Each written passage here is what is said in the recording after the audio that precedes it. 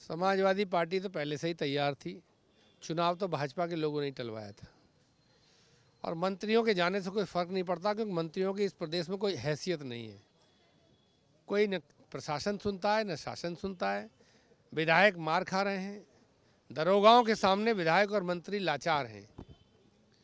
उनकी कोई हैसियत नहीं, जनता के बीच में जाते हैं, कोई जनता को राहत दिला नहीं पाते, काम करा नहीं पाते, उनसे कोई फ़र्क नहीं पड़ता। जनता समाजवादी पार्टी के साथ पहले भी थी, अभी भी साथ है। मूल मुद्दा ये है कि मुख्यमंत्री जी पुलिस के भरोसे हैं, शासन प्रशासन के भरोसे हैं। मुख्यमंत्री इस बात के भरोसे हैं कि कम से कम वोट पड़ने दो, पोलिंग परसेंट कम हो, लोग अपने मताधिकार का प्रयोग न कर पाएँ। और समाजवादी पार्टी ज़्यादा से ज़्यादा लोगों को बूथ पर ले जाना चाहती है। अगर सही मतदान करने का मौका मिलेगा तो बड़े अंतर से भारतीय जनता पार्टी की सरकार और उसकी पार्टी का उम्मीदवार हारेगा। और हमारा विश्वास है कि जिस तरीके से हम लोग कानपुर में भी सारे अन्याय के बावजूद सीट बचा के ले गए थे, उसी तरह अब और कार्यकर्ता सजग हुआ है। पिछली बेईमानी से और सबक लिया है हम लोगों ने, और लोग तैयारी के साथ जनता को साथ लेके नेता कार्यकर्ता सब मतदान कराएंगे और समाजवादी पार्टी जीतेगी। एक सवाल ये था कि दिल्ली में आम आदमी पार्टी का आप लोग समर्थन कर रहे हैं, अखिलेश जी ने भी कहा।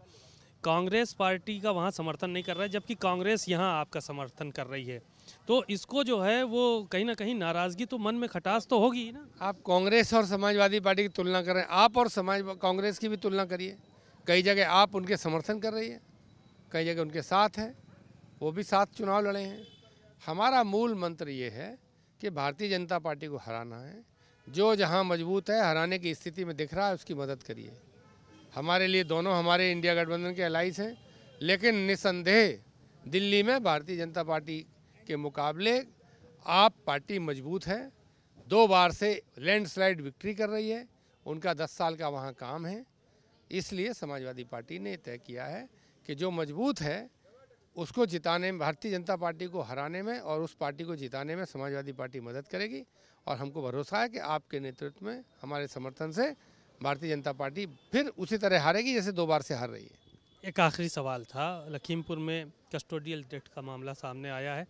पुलिस सबके अफसर एक वीडियो जारी हुआ है, धमकाते हुए नज़र आ रहे हैं परिवार के लोगों को कि जो करना हो वो करो, जितने दिन लाश रखना हो लाश रखो।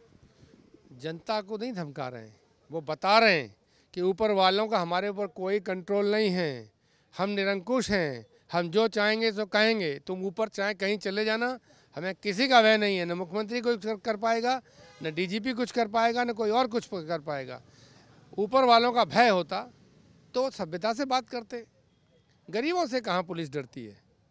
पुलिस तो इस बात से डरती है कि संवेदनशील लोग शासन में हैं, ये लोग हमसे सवाल करेंगे। जब सरकार के पास हृदय है ही नहीं, खाली रिपोर्ट देखनी है। अरे मौत का कारण तो गला घोट देना, सांस हृदय रुक जाना, ज़्यादा खून बह जाना, यही होते हैं। हुआ क्यों? जब वो व्यक्ति पुलिस कस्टडी में था तो किसकी जिम्मेदारी थी? उस जिम्मेदारी का निर्वहन करने का सवाल है, उस जिम्मेदारी को फिक्स करने का सवाल है, और वो पुलिस की है। इसलिए पुलिस यहाँ अपराधी की श्रेणी में है और सरकार को और पुलिस के उच्च अधिकारियों को इस बदतमीजी के लिए उनको अलग से दंडित करना चाहिए, और जो कस्टोडियल डेथ हुई है उसके लिए अलग से सज़ा मिलनी चाहिए। शुक्रिया उदयवीर सिंह जी। तमाम बातें उन्होंने कहीं और साफ तौर पर कहा कि जो कस्टोडियल डेथ है उस पर सज़ा अलग से पुलिस वालों को मिलनी चाहिए और जो बदतमीज़ी की है उससे अलग जो है वो सज़ा मिलनी चाहिए। कैमरामैन श्रवण कुमार वर्मा के साथ सीमा नकवी, भारत समाचार, लखनऊ।